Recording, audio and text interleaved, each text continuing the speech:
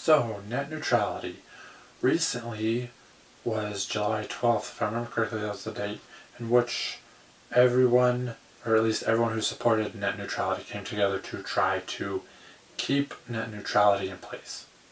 Now, I try not to be too pessimistic about things, and I try not to be too optimistic either, because too much of either one is a bad thing.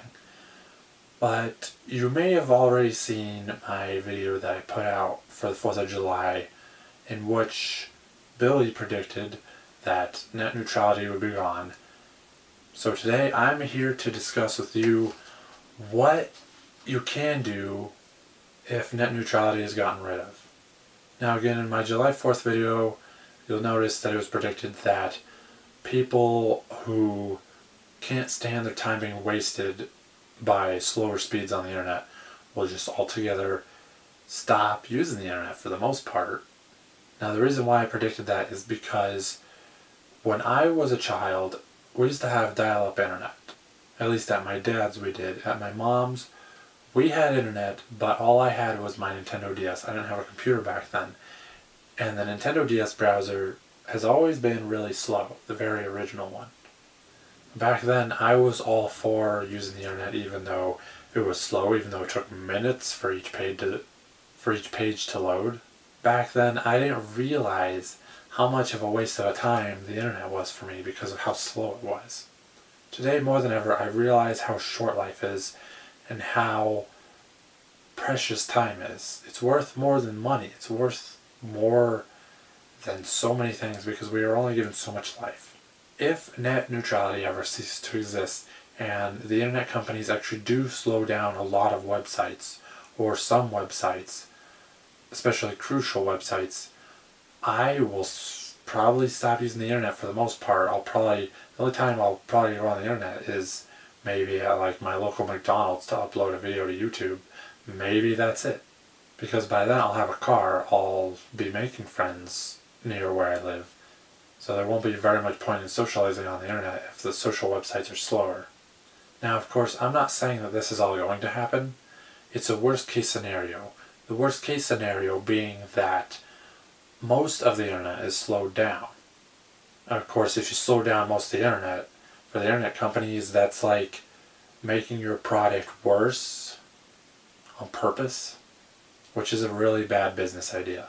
Of course, what you can do if they do this, what you can do to send a message is essentially stop paying for internet. Just don't use the internet if at all possible. I mean, of course, some people have to have internet like for their job or for certain other things, but if at all possible, don't pay for internet. Don't buy internet services. Go to your local McDonald's or whatever if you only use internet for certain things.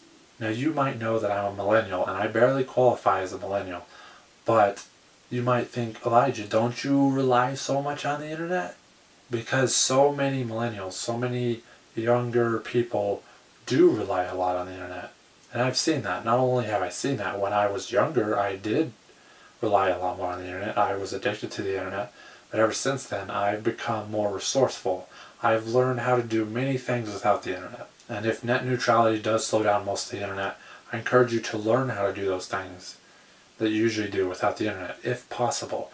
Use your phone to text message your friends or call them instead of using an instant messenger that requires the internet. Like, get the cheaper phone plans that come with unlimited text and calling and very little internet. That'll basically show them, hey, we're not going to be interested in the internet if you're going to slow it down and waste our time. Now, I know this won't be easy for younger generations because the fact that they are growing up in an age where everyone uses the internet.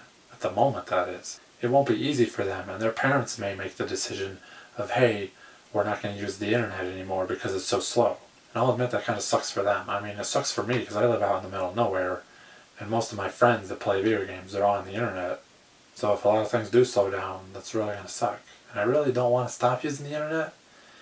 It's just, that's my best way of sending a message to them saying, hey, if you're going to give me a crappy product, I'm not going to pay for it. I'm not going to put up with this junk. I mean, of course, it's possible that some really intelligent and somewhat wealthy people could make like a second internet. Of course, it's arguable that virtually private networks are already a sort of second internet, but I'm not entirely sure how that works. And I know that if you did make a second internet, it'd probably still require the same phone lines, the same cables and stuff, so who knows how that would work. I am not savvy enough when it comes to the internet and how those things work to know for sure how it works. I just know that the internet is technically a series of tubes, basically a series of cables and server boxes and stuff that everything's hosted on. The internet, even though some people may have you believe that it's on a cloud, it's not really. It's more concrete than that. You have to have servers that are actually electronics, physical electronics, that are hosting websites and stuff. So yeah, it's technically a series of tubes and boxes and whatever. Anyway, that's what you can do if for some reason net neutrality ceases to exist.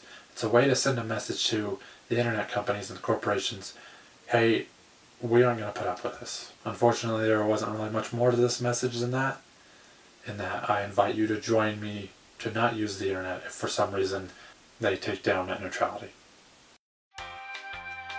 Thanks for watching. If you like this video, please press like. If you'd like to see more in the future, please subscribe, and I'll see you next time.